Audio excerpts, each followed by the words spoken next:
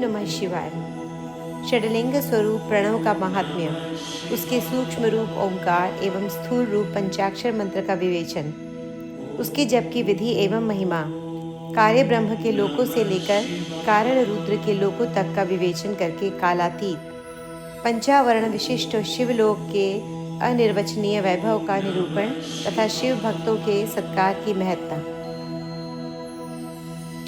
ऋषि बोले, प्रभो महामुने, आप हमारे लिए क्रमशः षडलिंग स्वरूप प्रणव का महात्म्य तथा शिव भक्त के पूजन का प्रकार बताइए। सूत जी ने कहा, महर्षियों, आप लोग तपस्या के धनी हैं। आपने यह बड़ा सुंदर प्रश्न उपस्थित किया है, किंतु इसका ठीक ठीक उत्तर महादेव जी ही जानते हैं, दूसरा कोई नहीं। तथापि भगवान शिव की कृपा से ही मैं इस विषय का वर्णन करूंगा। वे भगवान शिव हमारी और आप लोगों की रक्षा का भारी भार बारंबार स्वयं ही ग्रहण करें। प्रनाम है प्रकृति से उत्पन्न संसार रूपी महासागर का। प्रणव इससे पार करने के लिए दूसरी नाव है। इसलिए इस ओंकार को प्रणव की संज्ञा देते हैं। ओंकार अपने जप करने वाले साधकों से कहता है, प्रपंच नहीं है वह तुम लोगों के लिए। अतः इस भाव को लेकर भी ज्ञानी पुरुष ओम को प्रणव नाम से जानते हैं। इसका दूसरा भाव यूँ है, प्रकर्षेण न नयेत यह युष्मान मोक्षम इति वा प्रणवः, अर्थात यह तुम सब उपासकों को बलपूर्वक मोक्ष तक पहुंचा देगा। इस अभिप्राय से भी इसी ऋषि मुनि प्रणव कहते हैं। अपना जप करने वाले योगियों के तथा अपने मंत्र की पूजा करने वाले उपासक के समस्त कर्मों का नाश करके यह दिव्य नूतन ज्ञान देता है। इसलिए भी इसका नाम प्रणव है। उन माया रहित महेश्वर को ही नव अर्थात नूतन कहते हैं। वे परमात्मा प्रकृष्ट रूप से नव अर्थात शुद्ध स्वरूप हैं, इसलिए प्रणव कहलाते हैं। प्रणव साधक को नव अर्थात नवीन शिव स्वरूप कर देता है, इसलिए भी विद्वान पुरुष उसे प्रणव के नाम से जानते हैं। अथवा प्रकृष्ट रूप से नव दिव्य परमात्म ज्ञान प्रकट करता है, इसलिए वह प्रणव है। प्रणव के दो भेद बताए गए हैं, स्थूल और सूक्ष्म। एक अक्षर रूप जो ओम है उसे सूक्ष्म प्रणव जानना चाहिए, और नमः शिवाय इस 5 अक्षर वाले मंत्र को स्थूल प्रणव समझना चाहिए।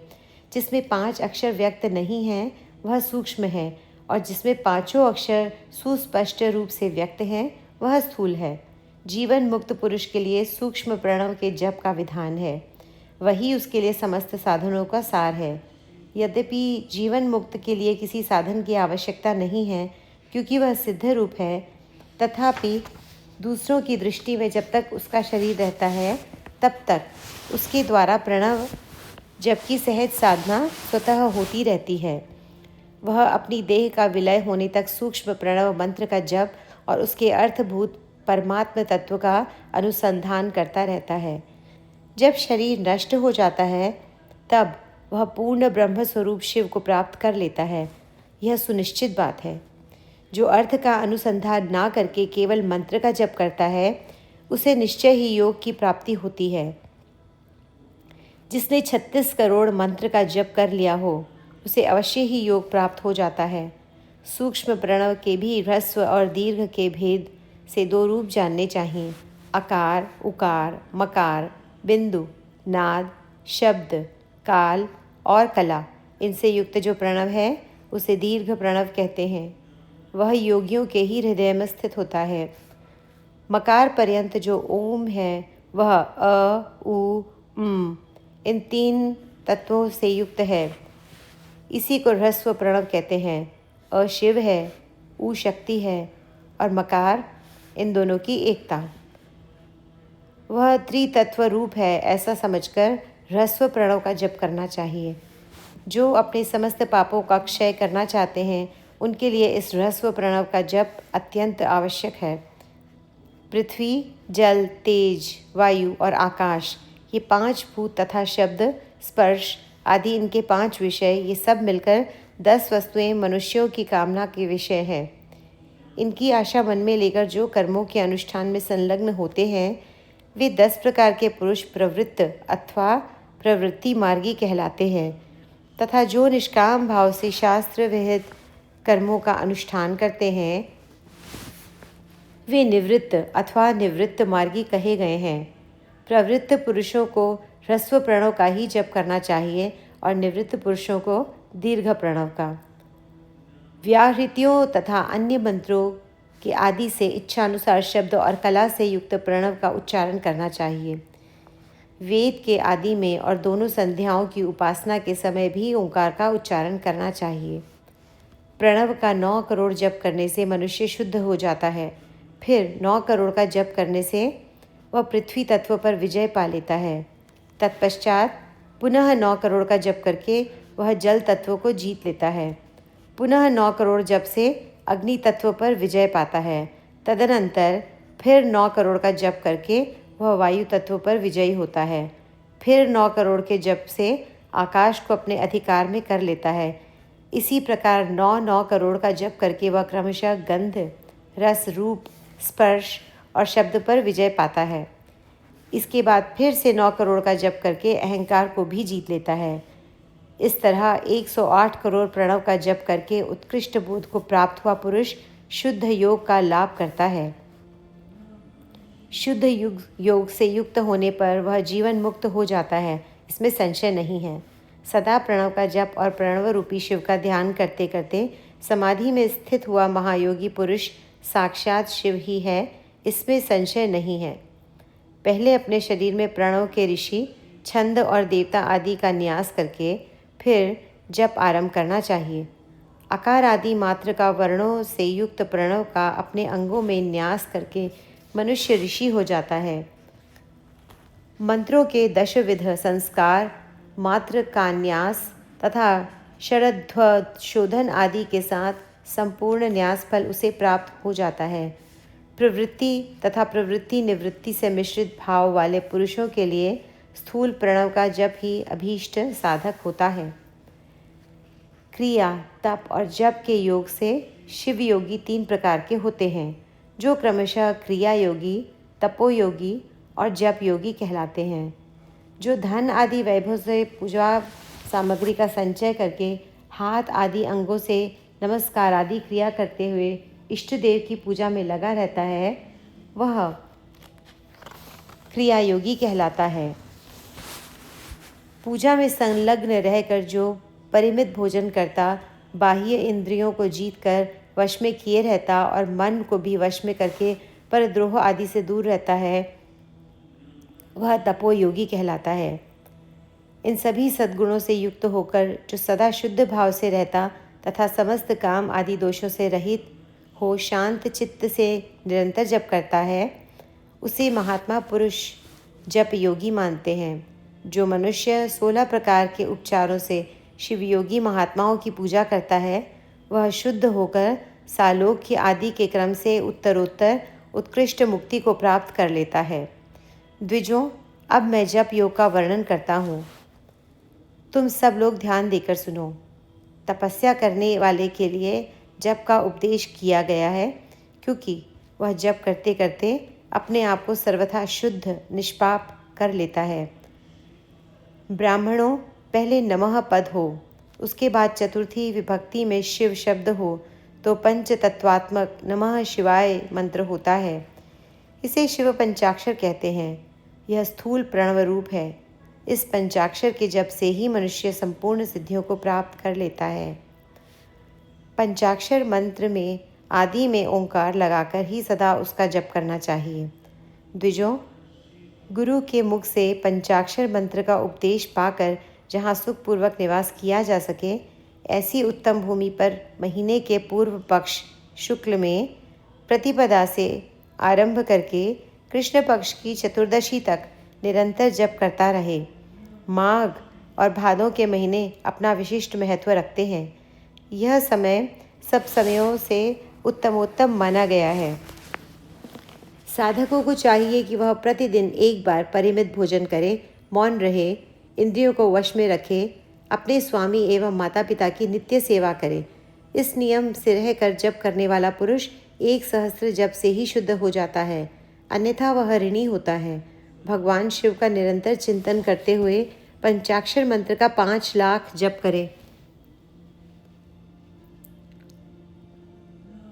इस नियम से रहकर जप करने वाला पुरुष 1 सहस्त्र जप से ही शुद्ध हो जाता है, अन्यथा वह ऋणी होता है। भगवान शिव का निरंतर चिंतन करते हुए पंचाक्षर मंत्र का 5 लाख जप करें। जप काल में इस प्रकार ध्यान करें। कल्याण दाता भगवान शिव कमल के आसन पर विराजमान है। उनका मस्तक श्री गंगा तथा चंद्रमा की कला से सुशोभित है। उनकी बाईं जांघ पर आदि शक्ति भगवती उमा बैठी हैं। वहाँ खड़े हुए बड़े बड़े गण भगवान शिव की शोभा बढ़ा रहे हैं। महादेव जी अपने 4 हाथों में मृग मुद्रा, टंक तथा वर एवं अभय की मुद्राएं धारण किए हुए हैं। इस प्रकार सदा सब पर अनुग्रह करने वाले भगवान सदाशिव का बारंबार स्मरण करते हुए हृदय अथवा सूर्यमंडल में पहले उनकी मानसिक पूजा करके फिर पूर्वाभिमुख हो पूर्वोक्त पंचाक्षरी विद्या का जप करें। उन दिनों साधक सदा शुद्ध कर्म ही करे और दुष्कर्म से बचा रहे। जप की समाप्ति के दिन कृष्ण पक्ष की चतुर्दशी को प्रातःकाल नित्य कर्म करके शुद्ध एवं सुंदर स्थान में शौच आदि संतोष आदि नियमों से युक्त हो शुद्ध हृदय से पंचाक्षर मंत्र का 12 सहस्त्र जप करें। तत्पश्चात 5 सपत्नीक ब्राह्मणों का जो श्रेष्ठ एवं शिव भक्त हों वरण करें। इनके अतिरिक्त एक श्रेष्ठ आचार्य प्रवर का भी वरण करे और उसे सांब सदाशिव का स्वरूप समझे। ईशान, तत्पुरुष, अघोर, वामदेव तथा सद्योजात इन 5 के प्रतीक स्वरूप 5 ही श्रेष्ठ और शिवभक्त ब्राह्मणों का वरण करने के पश्चात पूजन सामग्री को एकत्र करके भगवान शिव का पूजन आरंभ करें। विधि पूर्वक शिव की पूजा संपन्न करके होम आरंभ करें। अपने गुह्य सूत्र के अनुसार सुखांत कर्म करके अर्थात परिसमूहन, उपलेपन, उल्लेखन, मृद उद्धरण और अभ्युक्षण इन 5 भू संस्कारों के पश्चात वेदी पर स्वाभिमुख अग्नि को स्थापित करके कुश कंडिका के अनंतर प्रज्वलित अग्नि में आज्य भागांत आहुति देकर प्रस्तुत होम का कार्य आरंभ करें। कपिला गाय के घी से 11, 101 अथवा 1001 आहुतियाँ स्वयं ही दें अथवा विद्वान पुरुष शिवभक्त ब्राह्मणों से 108 आहुतियाँ दिलवाएं। होम कर्म समाप्त होने पर गुरु को दक्षिणा के रूप में 1 गाय और बैल देनी चाहिए। ईशान आदि के प्रतीक रूप जिन 5 ब्राह्मणों का वर्ण किया गया है उनको ईशान आदि का स्वरूप ही समझें तथा आचार्य को सांब सदाशिव का स्वरूप माने। इसी भावना के साथ उन सब के चरण धोएं और उनके चरणोदक से अपने मस्तक को सींचें। ऐसा करने से वह साधक अगणित तीर्थों में तत्काल स्नान करने का फल प्राप्त कर लेता है। उन ब्राह्मणों को भक्तिपूर्वक दशांश अंश देना चाहिए। गुरु पत्नी को पराशक्ति मानकर उनका भी पूजन करें। ईशान आदि क्रम से उन सभी ब्राह्मणों का उत्तम अन्न से पूजन करके अपने वैभव विस्तार के अनुसार रुद्राक्ष, वस्त्र, बड़ा और पुआ आदि अर्पित करें। तदनंतर दिक्पाल आदि को बलि देकर ब्राह्मणों को भरपूर भोजन कराएं। इसके बाद देवेश्वर शिव से प्रार्थना करके अपना जप समाप्त करें। इस प्रकार पुरश्चरण करके मनुष्य उस मंत्र को सिद्ध कर लेता है। फिर 5 लाख जप करने से समस्त पापों का नाश हो जाता है। तदनंतर पुनः 5 लाख जप करने पर अतल से लेकर सत्यलोक तक 14 भुवनों पर क्रमशः अधिकार प्राप्त हो जाता है। यदि अनुष्ठान पूर्ण होने से पहले बीच में ही साधक की मृत्यु हो जाए तो वह परलोक में उत्तम भोग भोगने के पश्चात पुनः पृथ्वी पर जन्म लेकर पंचाक्षर मंत्र के जप का अनुष्ठान करता है। समस्त लोकों का ऐश्वर्य पाने के पश्चात वह मंत्र को सिद्ध करने वाला पुरुष यदि पुनः 5 लाख जप करे तो उसे ब्रह्मा जी का सामीप्य प्राप्त होता है। पुनः 5 लाख जप करने से सारूप्य नामक ऐश्वर्य प्राप्त होता है। 100 लाख जप करने से वह साक्षात ब्रह्मा के समान हो जाता है। इस तरह कार्य ब्रह्म हिरण्यगर्भ का सायुज्य प्राप्त करके वह ब्रह्मा का प्रलय होने तक उस लोक में यथेष्ट भोग भोगता है। फिर दूसरे कल्प का आरंभ होने पर वह ब्रह्मा जी का पुत्र होता है। उस समय फिर तपस्या करके दिव्य तेज से प्रकाशित हो वह क्रमशः मुक्त हो जाता है। पृथ्वी आदि कार्य स्वरूप भूतों द्वारा पाताल से लेकर सत्यलोक पर्यंत ब्रह्मा जी के 14 लोक क्रमशः निर्मित हुए हैं। सत्यलोक से ऊपर क्षमा लोक तक जो 14 भुवन हैं वे भगवान विष्णु के लोक हैं। क्षमा लोक के ऊपर शुचि लोक पर्यंत 28 भुवन स्थित हैं। शुचि लोक के अंतर्गत कैलाश में प्राणियों का संहार करने वाले रुद्रदेव विराजमान हैं। शुचि लोक के ऊपर अहिंसा लोक पर्यंत 56 भुवनों की स्थिति है। अहिंसा लोक का आश्रय लेकर जो ज्ञान कैलाश नामक नगर शोभा पाता है उसमें कार्यभूत महेश्वर सबको अदृश्य करते रहते हैं। अहिंसा लोक के अंत में काल चक्र की स्थिति है। यहाँ तक महेश्वर के विराट स्वरूप का वर्णन किया गया है। वहीं तक लोकों का तिरोधान अथवा लय होता है। उससे नीचे कर्मों का भोग है और उससे ऊपर ज्ञान का भोग। उसके नीचे कर्म माया है और उसके ऊपर ज्ञान माया। अब मैं कर्म माया और ज्ञान माया का तात्पर्य बता रहा हूँ। माँ का अर्थ है लक्ष्मी। उससे कर्म भोग यात प्राप्त होता है, इसलिए वह माया अथवा कर्म माया कहलाती है।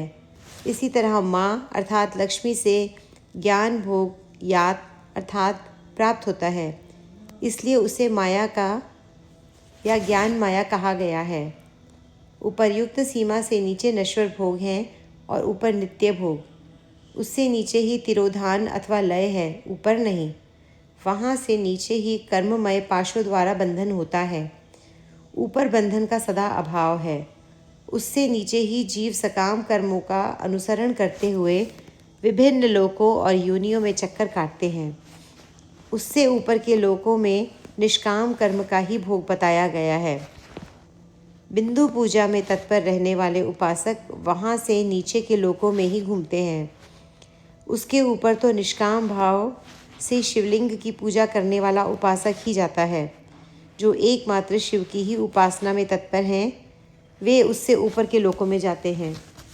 वहाँ से नीचे जीव कोटि है और ऊपर ईश्वर कोटि। नीचे संसारी जीव रहते हैं और ऊपर मुक्त पुरुष। नीचे कर्म लोक हैं और ऊपर ज्ञान लोक। ऊपर मद और अहंकार का नाश करने वाली नम्रता है। वहाँ जन्म जनित तिरोधान नहीं है। उसका निवारण किए बिना वहाँ किसी का प्रवेश संभव नहीं है। इस प्रकार तिरोधान का निवारण करने से वहाँ ज्ञान शब्द का अर्थ ही प्रकाशित होता है। आदि भौतिक पूजा करने वाले लोग उससे नीचे के लोकों में ही चक्कर काटते हैं। जो आध्यात्मिक उपासना करने वाले हैं वे ही उसके ऊपर जाते हैं। जो सत्य अहिंसा आदि धर्मों से युक्त हों, भगवान शिव के पूजन में तत्पर रहते हैं, वे काल चक्र को पार कर जाते हैं। काल चक्रेश्वर की सीमा तक जो विराट महेश्वर लोक बताया गया है उससे ऊपर वृषभ के आकार में धर्म की स्थिति है। वह ब्रह्मचर्य का मूर्तिमान रूप है। उसके सत्य, शौच, अहिंसा और दया ये 4 पाद हैं। वह साक्षात शिवलोक के द्वार पर खड़ा है। क्षमा उसके सींग हैं, शम कान है। वह वेदध्वनि रूपी शब्द से विभूषित है। आस्तिकता उसके दोनों नेत्र हैं। विश्वास ही उसकी श्रेष्ठ बुद्धि एवं मन है। क्रिया आदि धर्म रूप जो वृषभ हैं वे कारण आदि में स्थित है, ऐसा जानना चाहिए।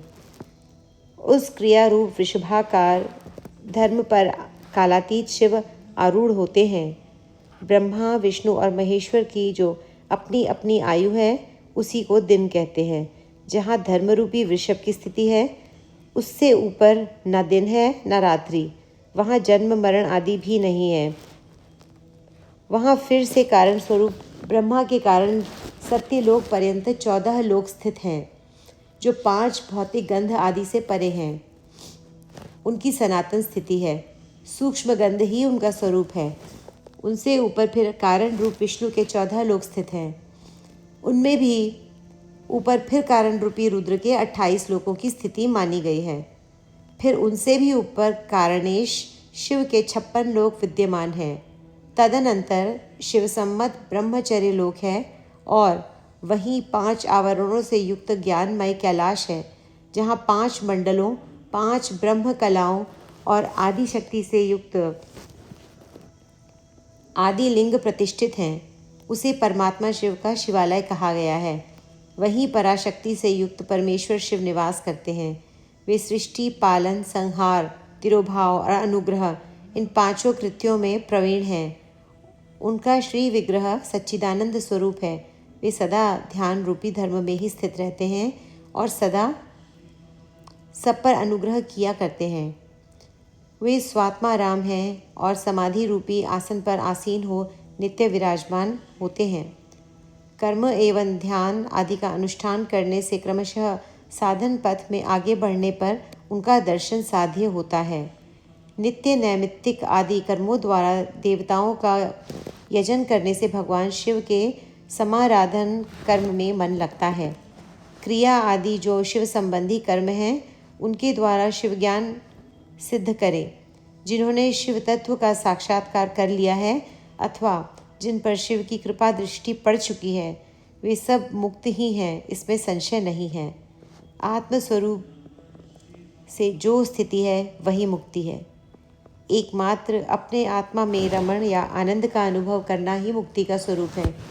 जो पुरुष क्रिया, तप, जप, ज्ञान और ध्यान रूपी धर्मों में भली भांति स्थित है, वह शिव का साक्षात्कार करके आत्मा राम स्वरूप मोक्ष को भी प्राप्त कर लेता है। जैसे सूर्य देव अपनी किरणों से अशुद्धि को दूर कर देते हैं, उसी प्रकार कृपा करने में कुशल भगवान शिव अपने भक्त के अज्ञान को मिटा देते हैं। अज्ञान की निवृत्ति हो जाने पर शिव ज्ञान स्वतः प्रकट हो जाता है। शिव ज्ञान से अपना विशुद्ध स्वरूप आत्मा रामत्व प्राप्त होता है और आत्मा रामत्व की सम्यक सिद्धि हो जाने पर मनुष्य कृतकृत्य हो जाता है। इस तरह यहाँ जो बताया गया है वह पहले मुझे गुरु परंपरा से प्राप्त हुआ था। तत्पश्चात मैंने पुनः नंदीश्वर के मुख से इस विषय को सुना था। नंदी स्थान से परे जो स्वर संवेद्य शिव वैभव है, उसका अनुभव केवल भगवान शिव को ही है। साक्षात शिवलोक के उस वैभव का ज्ञान सबको शिव की कृपा से ही हो सकता है, अन्यथा नहीं, ऐसा आस्तिक पुरुषों का कथन है। साधक को चाहिए कि वह 5 लाख जप करने के पश्चात भगवान शिव की प्रसन्नता के लिए महाभिषेक एवं नैवेद्य निवेदन करके शिव भक्तों का पूजन करे। भक्त की पूजा से भगवान शिव बहुत प्रसन्न होते हैं। शिव और उनके भक्त में कोई भेद नहीं है, वह साक्षात शिव स्वरूप ही हैं। शिव स्वरूप मंत्र को धारण करके वह शिव ही हो जाया करता है। शिव भक्त का शरीर शिव रूप ही है, अतः उसकी सेवा में तत्पर रहना चाहिए। जो शिव के भक्त हैं वे लोक और वेद की सारी क्रियाओं को जानते हैं। जो क्रमशः जितना जितना शिव मंत्र का जप कर लेता है, उसके शरीर को उतना ही शिव सामीप्य प्राप्त होता जाता है, इसमें संशय नहीं है। शिव भक्त स्त्री का रूप देवी पार्वती का ही स्वरूप है। वह जितना मंत्र जपती हैं, उसे उतना ही देवी का सानिध्य प्राप्त होता जाता है। साधक स्वयं शिव स्वरूप होकर पराशक्ति का पूजन करे। शक्ति, वेर तथा लिंग का चित्र बनाकर अथवा मिट्टी आदि से इनकी आकृति का निर्माण करके प्राण प्रतिष्ठा पूर्वक निष्कपट भाव से इनका पूजन करे।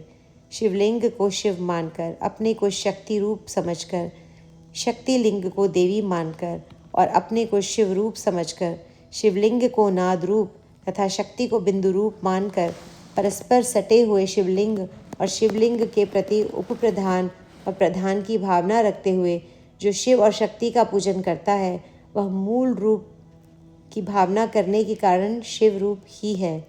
शिव भक्त शिव मंत्र रूप होने के कारण शिव के ही स्वरूप हैं। जो 16 उपचारों से उनकी पूजा करता है, उसे अभीष्ट वस्तु की प्राप्ति होती है। जो शिवलिंगोपासक शिव भक्त की सेवा आदि करके उसे आनंद प्रदान करता है, उस विद्वान पर भगवान शिव बड़े प्रसन्न होते हैं। 5, 10 या 100 सपत्नीक शिव भक्तों को बुलाकर भोजन आदि के द्वारा पत्नी सहित उनका सदैव समादर करें। धन में, देह में और मंत्र में शिव भावना रखते हुए उन्हें शिव और शक्ति का स्वरूप जानकर निष्कपट भाव से उनकी पूजा करें। ऐसा करने वाला पुरुष इस भूतल पर फिर जन्म नहीं लेता। ओम नमः शिवाय।